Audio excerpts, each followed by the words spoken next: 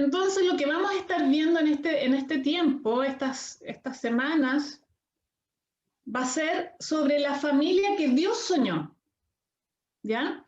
Y por eso quisiera que nos desmarquemos de la familia que tú has soñado. Dejemos que Dios nos muestre cuál es la familia que Él soñó. En general, Dios soñó algo para las familias, en general, pero también en particular para tu familia, Dios soñó algo. Y Él dice claramente que sus planes son perfectos y que sus planes para nosotros, sus planes para mi familia, son de bienestar y no de calamidad, ¿ya? Así que los invito a que en este tiempo que tengamos juntos, gracias al Zoom, o el tiempo en la noche antes de acostarte, o durante la semana, estés invitando a Dios que te muestre la familia que Él soñó para tu familia, ¿ya? Según la Comisión Nacional de la Familia, en el año 1992, definió familia como todo grupo social unido por vínculos de consanguinidad, filiación, ya sea biológica o adoptiva, y de alianza, incluyendo las uniones de hecho cuando son estables. Esta es la definición de esta Comisión Nacional de la Familia en el año 92. Bueno, de alguna manera lo que quiere decirnos es que sí, existen núcleos que son básicos en la sociedad. Yo me acuerdo cuando estaba en el colegio nos enseñaron esto, que la familia es el núcleo, es la base para crear una sociedad. Pero nosotros como iglesia y nosotros como hijos de Dios, creemos en lo que Dios nos dice en su palabra de lo que es nuestra familia. Entonces, sí podemos tener un contexto secular, por decirlo así, que en cierta manera se ajusta a lo que entendemos por familia. Pero debemos considerar toda estructura familiar. Yo no los conozco a ustedes, ya les conté que mi familia en algún momento fue papá, mamá, hijo, hija, y bueno, después no sé, llevamos como 8 años de casados, yo no podía tener hijos, era estéril, y como al cuarto o quinto año de matrimonio, pude tener a mi hija, y cuando voy al médico me dice estás embarazada de nuevo, así que por eso los dos son seguiditos. Y el año siguiente del nacimiento de mi hijo menor, el papá de mis hijos se va, nos dejó. Entonces, puedo decir que tengo la estructura familiar como idónea, por decirlo así, como la que uno sueña como perfecta. Y seguramente entre ustedes también pasa cosas similares. Aquí en la imagen que yo les estoy mostrando, se ven familias biparentales. En las primeras donde papá, mamá, hijos. En este caso, un hijo, ¿ya? Y ese es el concepto de familia para ellos. Después están las familias reconstituidas, que pueden haber matrimonios en segundas nupcias, digamos que haya la mamá con un hijo de un matrimonio, pero se casó de nuevo y hay un papá con un hijo de otro y se juntan, ya se reúnen. Hay familias que son adoptivas, que adoptan niños, por lo tanto biológicamente no son hijos, pero sí por adopción y por elección. Y tenemos las familias de acogida, que son familias que deciden tener hijos que no son propios, los cuidan durante un tiempo y después cuando ya están listos para ser adoptados, los entregan a la nueva familia de adopción. Están las familias monoparentales, que en mi caso, donde está o la mamá con los hijos o el papá con los hijos. Y están las familias extendidas, cuando viven dentro de la misma hogar, generalmente los abuelos, los papás y los hijos. Yo no sé cuál de estas estructuras familiares es la que más se acerca a la tuya, pero es bueno que lo entendamos. se va a entender como grupo familiar a todos los que viven en tu casa, que pasan la noche en tu casa y que viven con los mismos ingresos o sea, que todos juntan, digamos, los ingresos y hacen un pozo común de ingresos familiares. Entonces vamos a empezar a hacer el primer taller, vamos a empezar a usar las hojitas. ¿Qué sabemos nosotros como cristianos de lo que es la familia? Quiero ir rápido en esto porque me imagino que hay muchas cosas que ya conocen y a lo mejor mejor que yo, digamos, no es que le esté enseñando algo nuevo. Origen y principios, todo bíblico y todo sobre la familia. Primero que nada, Dios es el que creó al ser humano y dice, hombre y mujer los creó y los bendijo. Esto para mí es muy importante porque como papá de familia, Él bendice. Dios nos bendice. Mi papá me bendice. Yo no sé cuántos hijos hay aquí, digamos, que todavía viven con su papá y con su mamá, pero sí creo yo que podríamos, la mayoría de ustedes son padres de familia. Esto es lo que en su mente Dios pensó desde el origen, que nosotros seamos quienes bendecimos a nuestros hijos, ¿ya? La bendición paternal. Va a haber una clase que voy a hablar específicamente de la bendición paternal, la importancia de la bendición paternal, ¿ya? Entonces, en el origen del ser humano, el origen de las personas, hombre y mujer, creados por Dios y Dios los bendijo. El matrimonio fue creado también por Dios, ¿ya? Y dice, por eso el hombre deja a su padre y a su madre y se une a su mujer y los dos se funden en un solo ser. Yo no sé cómo es la cultura de República Dominicana. Mi hija tuvo la bendición de ir a hacer misiones allá hace un par de años atrás. Yo no conozco República, no sé cómo es la cultura, pero para Dios era lógico que el hombre deje a su padre y a su madre. ¿Ya? Yo por eso no quiero entrar en juicio con ustedes si que vives con tus padres o con tus suegros, digamos.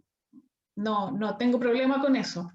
Pero debe haber un corte de cordón umbilical, debe haber una elección. Dejo de estar con mis padres, ahora formo mi familia, ¿ya? Deja a su padre y a su madre y se une a su mujer y los dos se funden en un solo ser. Es parte de la idea de Dios para el matrimonio. Yo no sé si a ustedes les pasa, puede que sí, puede que no, pero si viven con los suegros o con los padres, digamos, ¿quién toma las decisiones en la casa? ¿Cuántas leonas hay en la casa? ¿O cuántos leones hay en la casa? ¿Ya? Así que piénsenlo, yo no sé si estoy pisando callos, no sé si así se dice allá, pero piénsenlo. Si aún ustedes están viviendo con los suegros o con los padres, deben tomar la decisión y conversar quién es el jefe de hogar y de alguna manera ser sabios para cortar el vínculo, yo le digo el cordón umbilical, porque hay hombres y mujeres, digamos, que seguimos siendo viejos, seguimos buscando a la mamita, ¿ya? Entonces, ahora yo decido dejar a mi padre y a mi madre en la toma de decisiones, en el ámbito financiero, etcétera, y ahora me uno y formo una nueva familia, ¿ya? Principio bíblico. El matrimonio. Otro principio, la vida espiritual. Tú, como padre, debes grabarte en el corazón estas palabras que Dios te ha enseñado. Tú debes tenerlas grabadas en tu corazón. No esperes que tus hijos se las graben si que tú no las tienes grabadas, ¿ya? Y luego dice, incúlcaselas continuamente a tus hijos. Háblales de ella cuando estés en casa, cuando vayas por el camino, cuando te acuestes, cuando te levantes. Dice, colócalo como en las paredes, colócalo como un cintillo, como una pulsera. Las palabras de Dios deben estar en tu corazón. Y de esa manera inculcárselas entonces a tus hijos. La crianza es otro principio de la idea de Dios para las familias. Esta idea de vivir en un núcleo, de vivir en un grupito chico, íntimo, es para que precisamente los más pequeños sean criados, sean aconsejados, sean formados por los más grandes, que en este caso somos los padres. Y el proverbio dice, y seguramente lo conocen, instruye al niño en el camino correcto y aún en su vejez no lo abandonará. Queremos que nuestros hijos caminen amando a Dios, creyéndole a Dios. Bueno, aprovecha si que todavía tienes niños pequeños, hazlo ahora. Y si ya no tienes hijos pequeños, nunca es tarde, empieza desde hoy a amarlo como el Padre te ha amado a ti. Este es el modelo, también es un tema que vamos a tratar más en el próximo martes, parece que. El modelo de la crianza de Dios. Dios, ¿cómo te trata a ti? Así es como tú debes tratar a tus hijos. Bueno, esto lo vamos a ver más adelante. La obediencia. Hijo mío, obedece el mandamiento de tu padre y no abandones la enseñanza de tu madre. Debe haber un sometimiento de hijos a padres y una obediencia. Debemos realmente reconocer a nuestros padres como autoridad dentro del hogar. Si tú estás viendo que tus hijos no te están reconociendo, algo pasa. Y seguramente vas a tener que rellenar más el lado de las cosas que no te gusten. La desobediencia, la deshonra de hijos a padres no es bíblica.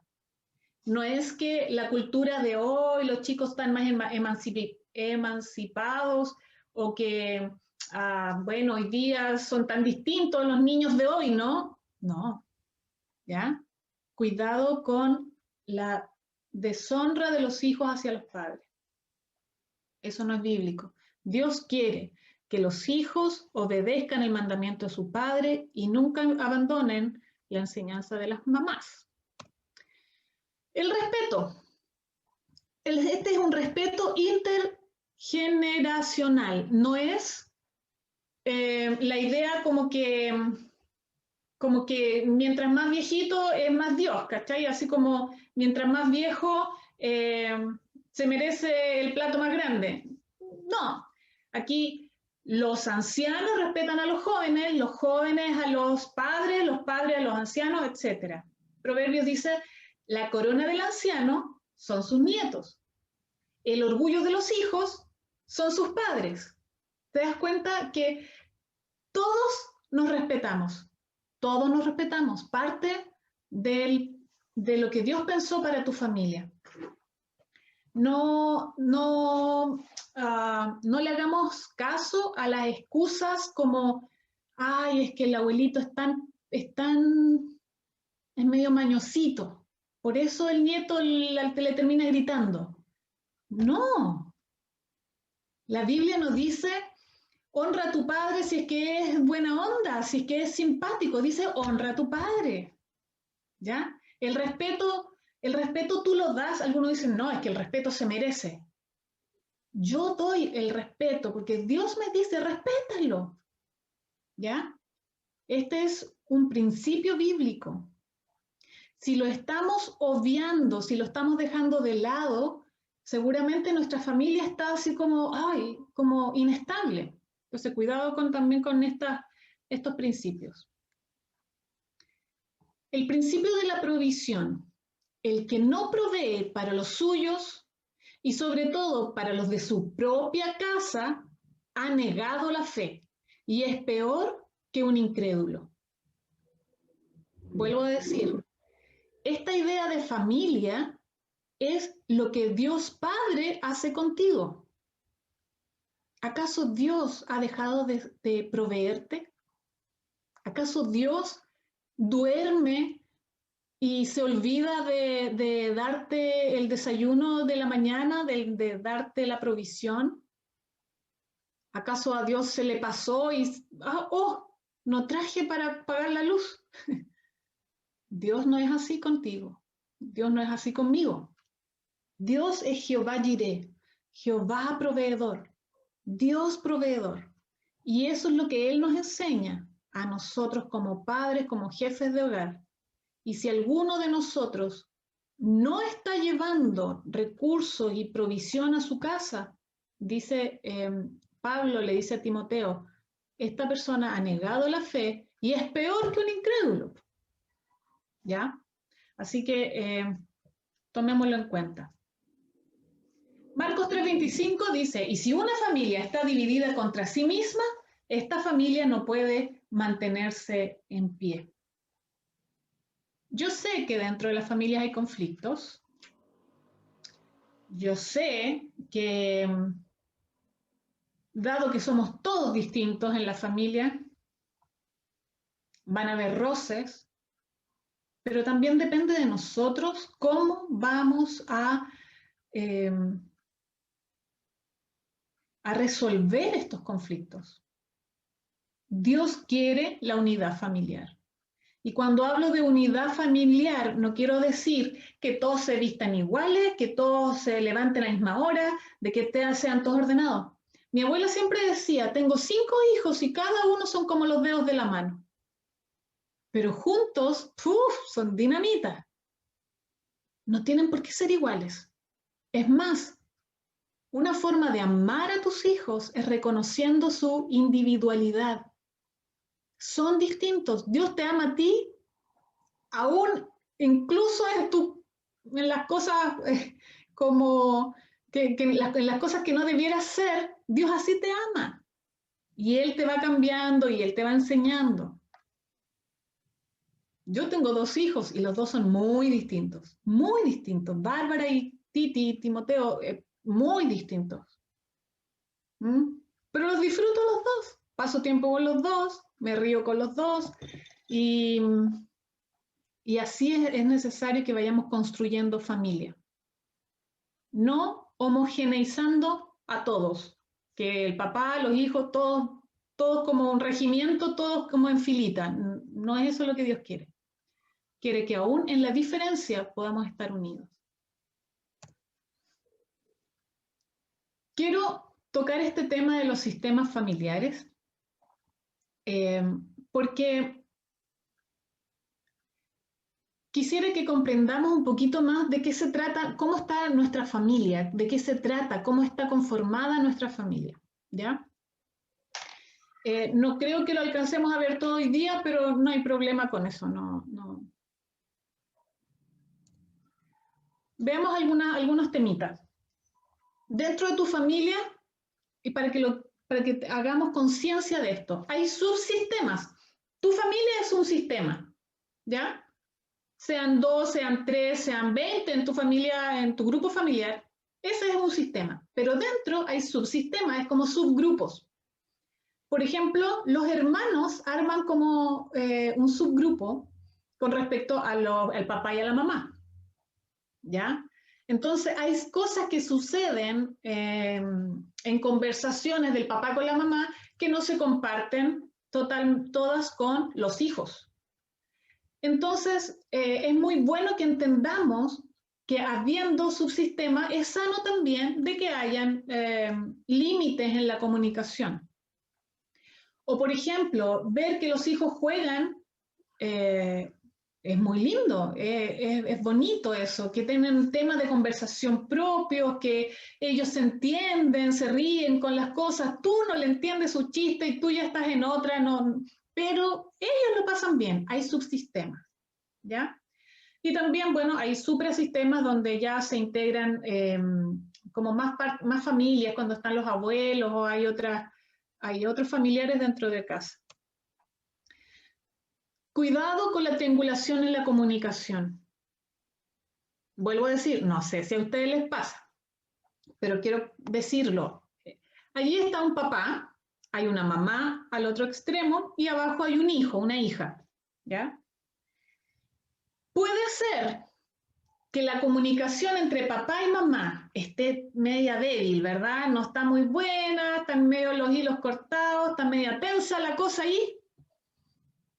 Entonces, hay una triangulación de la comunicación y a esta se le llama chivo expiatorio, que significa que los papás, para no no tener que abuenarse, para no tener que solucionar sus conflictos, al final le echan la culpa al hijo nomás. Entonces, lo que pasa es que el chico este mañoso que no se levanta temprano nos atrasó entera, dice el papá. Y la mamá, para no llevarle la contra al papá, para que no siga más tensa la cosa, sí, tienes razón, pucha, sí, oye, Juanito, si te hubieses levantado más temprano, qué sé yo, tal cosa. Entonces, al final, toda la culpa la tiene el hijo. Cuidado con eso. Y si se dan cuenta, todo es por no resolver el conflicto papá-mamá. Otra triangulación de comunicación, la parentalización.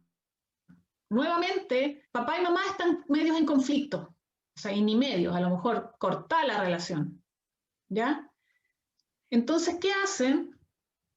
¿Qué tendemos a hacer? Es, como el esposo no tiene una esposa, asume como que la esposita, digamos, es la hija. E incluso le dicen, tomemos decisiones, decidamos, ¿ya? Y crean un pequeño papá o una pequeña mamá. A veces sucede para las mamás que somos separadas. A mí me pasó al principio que yo a mi hijo lo veía como mi esposo, digamos, como que era mi esposito chico. Cuidado con eso, el hijo siempre es hijo. El hijo, aunque no tengamos esposo, el hijo nunca va a ser esposo, ¿ya? Y podemos llegar de todas estas maneras, que ya les he dicho dos y viene una tercera, estamos dañando a nuestros hijos. Y todo por no resolver un conflicto entre la pareja. Aquí está la coalición, en la triangulación en la comunicación que llamamos coalición. Y esto es cuando estoy enojada con mi marido, por lo tanto me uno con mi hijo o con mi hija. No pesco a mi marido que haga su vida, pero entonces yo creo un lazo, y ahí es como con 3 líneas, porque es un lazo muy fuerte, pero es un lazo dañino, es un lazo tóxico, ¿ya?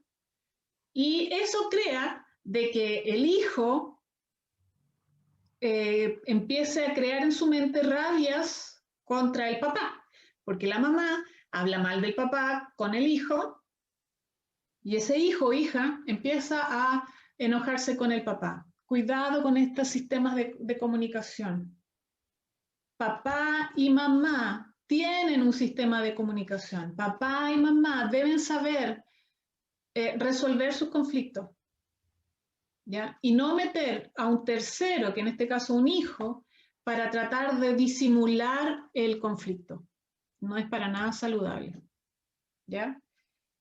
Cada persona es un ser individual. Tu hijo es un ser individual. En mi casa las puertas están abiertas, todas las puertas de los dormitorios. Incluso tiempo atrás yo tenía una casa donde no teníamos puertas. Y así que, pero no había problema. Mis hijos eran más chicos. Ahora que son más grandes, hay momentos en que cierran su puerta y no hay ningún problema con eso, porque ellos necesitan también su tiempo de intimidad, su tiempo en silencio, cerrado. No hay problema, ¿ya? Pero yo debo entender y reconocer cuando hay límites sanos y cuando hay límites enfermos. Dios me tiene que ayudar a mirar los límites de mi familia. ¿Qué límites estoy tal vez transgrediendo a mis hijos? O tal vez límites que a lo mejor yo debiera haber frenado y no he frenado, ¿ya? Así que tengamos en cuenta los límites. Los límites son líneas invisibles y de responsabilidad que salvaguardan el alma. Los límites definen a la persona, lo que soy de lo que no soy, ¿ya? Otra cosa que es importante que tú reconozcas en tu familia es que tu familia está en un proceso. Todas nuestras familias estamos viviendo un proceso.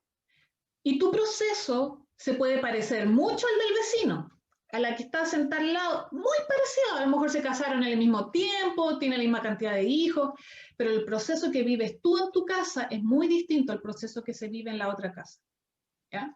Entonces debes reconocer en qué parte de la vida, en qué proceso estás. Y aquí yo puse la palabra homeostasis, que es la intención de llegar a un equilibrio, ¿ya? Es como la rueda tratando de girar, girar, girar hasta que llega a su punto, ¿ya? Entonces debe haber un equilibrio interno, que a lo mejor hay cosas débiles en tu familia, pero tratemos de que siempre estar en un proceso de alcanzar este equilibrio. Debe haber comunicación dentro de tu familia, pero también debe haber comportamiento. Lo que tú haces es lo que tus hijos ven y en definitiva esto va a llevar a que logres el equilibrio. ¿Ya? Por eso digo que a lo mejor con todo lo que he ido conversando vas a ir colocando más cosas que te gustan y más cosas que no te gustan. Veamos esto a propósito de los procesos. En un sistema sano que está dando vueltas, viviendo su vida, digamos, el sistema sano se autorregula, se da cuenta que algo falló y lo enmienda, lo arregla. No sé, fallamos en que, por decir una cosa, un hijo repitió o le está yendo mal en el colegio. Entonces, regulémonos, a ver cómo lo hacemos. Mira, yo llego más temprano tales días y me voy a quedar con él estudiando y etcétera. Tomamos decisiones para regular y subsanar esto que está fallando. Esto es un sistema sano. Un sistema enfermo es el que no hace nada. Se me está cayendo la casa, pero no me subo al techo a repararla. Se me está goteando todo y sigo así. Ese es un sistema enfermo. Dios no quiere sistemas enfermos. Aquí puse dos imágenes, dos tipos de relaciones. Puse las relaciones sobreenvueltas de esas, a veces las mamás somos más así, ¿verdad? Que somos como muy cariñosas, muy melosas, pegotas, así como pegajosas. Y no queremos que los hijos salgan, que no queremos que los hijos se vayan de la casa y llamamos por teléfono y dónde estás y, ay, y encima, o al esposo o el esposo a la esposa, no sé. Esa es una relación enferma. Debemos saber conocer cuáles son los límites, mis límites, y cuáles son los límites de la otra persona que yo también debo respetar. Y por otro lado, un sistema enfermo también se puede ver en relaciones distantes, familias donde cada uno come en su cama, en su dormitorio, no se juntan para almorzar o para tomar once en la noche, la comida de la noche, que son como pensionistas, le digo yo, pensionistas viven todos bajo el mismo techo, pero nadie se habla, ¿ya? Sistema enfermo, cuidado con eso. Las reglas familiares ayudan a manejar el sistema. Debemos ser claros en las reglas familiares. Y mientras más pequeños son nuestros hijos, es mejor porque podemos plantearles las reglas, pero a la vez va creciendo con estas reglas, entonces no tiene mucho que discutir, ¿ya? Y estas reglas también mantienen el equilibrio, son autocorrectoras, ¿ya? Al decir tú que hay reglas en tu casa, alguien no la respetó, ya sabes y hay que la próxima vez respetarla, porque, no sé, la regla es que cada uno haga su cama, por decir una cosa básica, ¿ya? ¿Y por qué tengo que hacer mi cama? Porque mejora tu carácter. Estás creciendo en carácter, en disciplina, estás creciendo como persona. Y esto hace que se mantenga el equilibrio familiar. Las cosas que tú pides no son por legalismo, no son por joder la pita, decimos acá, no sé ayer, no es por molestar a tu hijo o tu hija, no es por molestar al marido. Las reglas son para cuidarnos. Dios no nos puso las leyes para molestarnos. Dios no nos puso los 10 mandamientos para molestarnos, los puso para cuidarnos, ¿ya? ¿En qué etapa de vida está tu familia? ¿Cómo son tus hijos? Estás con guaguas de 0 a 18 meses, un poquito más grandes, o tus hijos ya son adolescentes. Tienes que reconocer en qué etapa de vida están tus hijos o estás tú. Es muy distinta la vida cuando hay jóvenes en casa o cuando hay adultos en casa. Son necesidades distintas, son sueños distintos, son formas de ver la vida distintos. Por eso vuelvo a decir, mi hogar es muy particular, el tuyo es muy distinto al mío. Si ya tienes un abuelito viviendo en tu casa, cambia la configuración de la familia, porque las etapas de vida de la familia ya son distintas. Los requerimientos de cada integrante es distinto. ¿Ya? Aquí, bueno, yo les voy a compartir este PowerPoint, pero aquí más o menos les dejo cuáles son las relaciones significativas por etapa, la tarea de cada uno, etc. Ya, una forma muy sabia de conocer la salud emocional de mi familia es mirando cómo ha sido la influencia de las otras generaciones sobre el sistema familiar, sobre mi núcleo familiar. ¿Ya? De más está decir, ustedes lo deben saber, que cuando hay una familia de origen, otra familia de origen, y el hijo de una con la hija de otra se casan, hay muchas cosas que resolver, porque hay mucha influencia de las familias de origen, de los papás, de los suegros, ¿ya? La familia de origen es una de las fuentes primarias de tensión en el sistema. Podemos reconocer que hay mucha bendición de nuestros padres, podemos reconocer que están preocupados, que nos cuidan, nos aman y todo, pero hay mucha tensión en la familia, en tu familia, digamos, por la familia de origen. Y voy a explicar un poquito más de esto. Nosotros aprendemos mirando e imitando a los que nos rodean.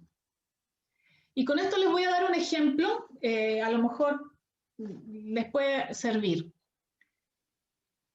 Cuando, bueno, con mi marido éramos pastores y un día domingo salimos de la casa, llegamos a la iglesia, todo el asunto, bueno, lo que significa un día domingo. Cuando volvimos a la casa, el califón ¿está bien? ¿Lo entienden? Califón estaba encendido, el calentador de agua estaba encendido. Y mi marido me dice, ¿pero cómo no apagaste el califón antes de salir? Yo le dije, ¿por qué lo voy a apagar yo si eso lo hace el hombre de la casa? ¿Ya? Cuando fuimos bueno, estábamos conversando con unos misioneros, yo le conté esta situación y me dijo, ¿cómo se hace en tu casa? Y yo le dije, en mi casa, mi madre se preocupaba de los hijos, de poner otra muda, de que estén bañados, de que se laven los dientes y que nos subamos al auto. Y mi papá se preocupaba de apagar el califón, de cerrar las puertas, las ventanas, de apagar, de sacar la basura, por ejemplo. Eran cosas que mi papá hacía. Cuando llegué al matrimonio, nunca conversamos esos detalles porque ¿quién en un pololeo, quién va a sacar la basura? No sé si alguna vez ustedes lo hicieron cuando eran novios, ¿ya? Pololos le decimos acá, cuando eran novios. No sé si era el tema de conversación. ¿Y quién va a apagar la luz? ¿Y quién va a cerrar las ventanas? No creo. Pero miren cómo esto llevó a tener conflictos con mi marido porque yo asumí lo que venía de mi familia de origen, era la forma natural de hacer familia. En cambio, mis suegros eran totalmente distintos. Mi suegro era policía, era así, rígido. Y él tenía horarios que había que cumplir y formas que se debían cumplir. Pero quien sacaba la basura, cuidaba a los niños, apagaba las luces, cerraba las ventanas, era mi suegra. Entonces, para mi marido, era lógico pensar que la mujer hacía eso en la casa. ¿Se dan cuenta? Cómo las estructuras generacionales, cómo la influencia de las generaciones pasadas pueden estar afectando a tu familia. Y a lo mejor no te das cuenta y saliste de tu casa y nadie cerró las puertas, porque no lo hizo ni la mujer, no lo hizo ni el hombre. Los hijos, ¿para qué? Si no están ni ahí con cerrar las puertas. Pero aprendemos mirando e imitando y traemos a nuestra familia eso que creemos que es normal, que es natural, eso que creemos que es como lo lógico. ¿Ya? Ahí puse una imagen, abajo se ve un cerquito, porque a veces vemos lo que hacen los vecinos y creemos que eso es como, está bien eso, mira eso que hacen los vecinos, y lo traemos a nuestro hogar. O lo que hicieron nuestros padres, como el ejemplo que les di de mi vida. O los amigos, los colegas, los compañeros de trabajo, ¿verdad? O como lo hacen los hermanos. Yo tengo dos hermanos hombres, y nuestras vidas familiares son nada que ver, nada que ver. Pero hay personas que pueden decir, mira, así como ellos, yo lo puedo hacer también. Por último, la televisión. ¿Cómo llegamos a creer que los modelos que nos muestran en la televisión podría ser un modelo que podemos usar en nuestra familia? Y no es así, ¿ya? Así que empieza a mirar a tus abuelos, a tus padres, a ti. Y si puedes mirar a tus bisabuelos, mucho mejor. Este es yo no sé si ustedes lo han hecho o si conocen, un genograma. Es como un árbol familiar, poner a los bisabuelos que tuvieron hartos hijos, después a los abuelos, ¿verdad? Uno de esos eran los abuelos que tuvieron hartos hijos, uno de esos era el papá con la mamá y acá abajo estás tú. Empecemos a mirar para arriba, ¿qué hay? ¿Qué hay en mis bisabuelos? ¿Qué hay en mis abuelos, en mis padres incluso? Y si hay algo que no sabemos, preguntemos. A lo mejor tus papás se acuerdan de algo de sus abuelos. Mira, identifica a las personas, analiza patrones heredados o patrones aprendidos, y si no sabes, pregunta más. Eso lo voy a explicar después. Mira, te quiero mostrar, este es el genograma de José. Ustedes saben quién es José, me refiero a José de la Biblia, al José de la túnica de colores, ¿ya? José está abajo en un cuadradito, el cuadrado son los hombres, el circulito son las mujeres. El cuadrado que está con un cuadrado afuera es el denota el personaje que estamos estudiando, y este es José. José tuvo rivalidades entre hermanos, ¿verdad? ¿Se acuerdan? O sea, los hermanos no querían ver a José porque le tenían envidia, rabia, lo vendieron y etcétera. ¿Por qué? Por el favoritismo de su padre. Pero si ustedes van más arriba, bueno, José está ahí, era el penúltimo de los hijos, ¿verdad? José era hijo de Jacob. ¿Y qué pasa entre Jacob y Esaú? ¿Cómo se llevaban? Como el perro y el gato, ¿verdad? ¿Se dan cuenta que empieza a haber un patrón? Si empiezas a mirar tu familia, no habrá un patrón de pecado, un patrón de estas cosas heredadas. Si seguimos subiendo, Jacob, hijo de Isaac y Rebeca, ¿qué pasaba entre Isaac y su hermanastro Ismael?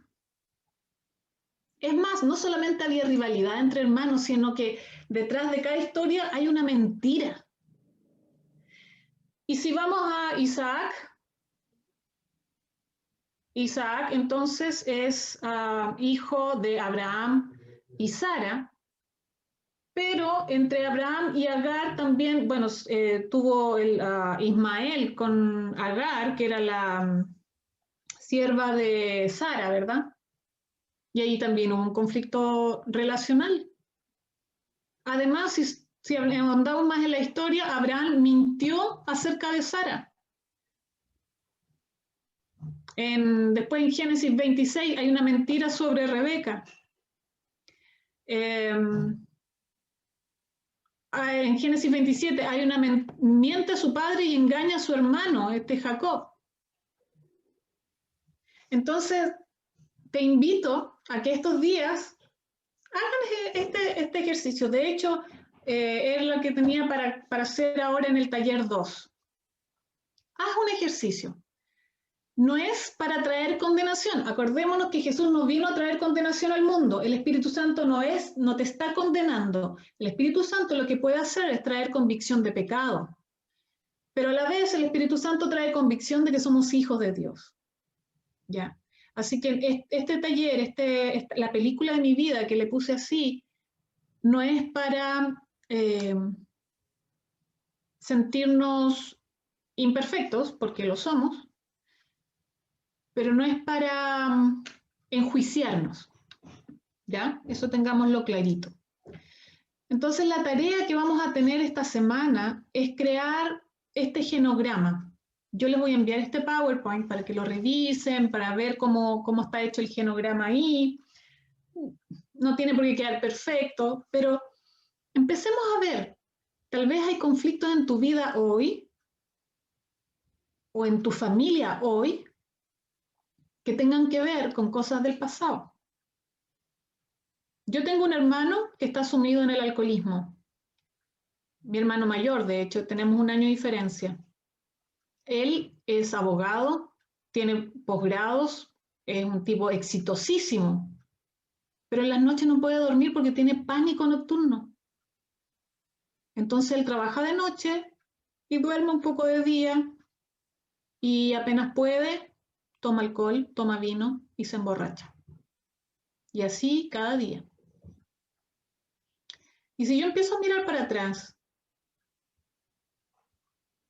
mi tío paterno era alcohólico, mi abuelo era alcohólico, el papá de mi abuelo era alcohólico.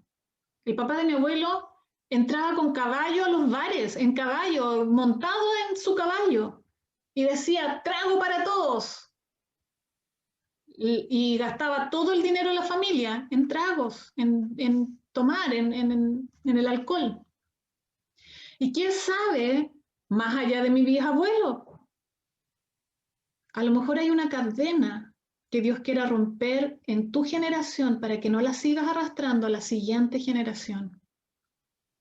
A lo mejor, aparte de esa lista que ya escribiste, Dios te va a empezar a mostrar, hay algo que quiero cortar. Hay algo que no quiero que se siga heredando a tus hijos. Por ejemplo, cuando he hecho estos estudios con mujeres, con personas, el divorcio. Las abuelitas se divorciaron, después más abajo se dice, mis padres se divorcian y claro, o sea, como que tiene una lógica, el modelo te va mostrando hacia dónde ir y nos estamos dejando que el modelo de Dios entre a nuestra vida. Así que este taller te voy a invitar a que lo hagas en un momento en tu casa, pero tranquilo, o sea, no rápido, no el próximo martes así como rapidito para terminarlo, no. Y ora primero y dice, Espíritu Santo, muéstrame qué cosas quieres mostrarme. Muéstrame las cosas que están mal o que estuvieron mal en mi pasado, en mis antecesores, y que quieres que no las siga repitiendo. Jesús dijo, he venido a dar vista a los ciegos, a traer libertad a los cautivos. Entonces, si hemos estado ciegos con cosas que pasan con nuestra familia, Jesús vino a darnos vista. Y si hemos estado esclavizados en situaciones, en adicciones, vino Jesús a cortar las cadenas. Así que dejemos que Él lo haga durante la semana. No lo que yo creo que debo hacer, no lo que yo creo que debe hacer mi cónyuge, no. Lo que el Espíritu Santo, lo que Dios mismo quiere hacer en mí. ¿Ya?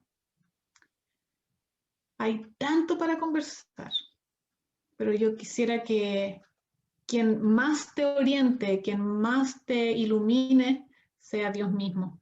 Dios, con su modelo de familia, sea que te muestre a qué familia quiere o qué familia soñó Él para ti. ¿Mm? Así que yo termino con esto. Dejo de compartir para ahora verlo más grande. Ahí están. Siguen ahí de ellos. Así que los bendigo desde acá a lo lejos. Yo no sé en cuántos seminarios de familia han estado o no sé en qué etapa, en qué proceso está tu vida familiar, pero te invito a invertir un tiempo en tu familia. No somos perfectos, pero con la ayuda de Dios podemos mejorar en algo lo que ya tenemos formado. No toquemos la puerta falsa del divorcio, no toquemos la puerta falsa de la indiferencia, sino que seamos resolutivos, seamos responsables, hagámonos cargo de la familia que Dios nos encomendó.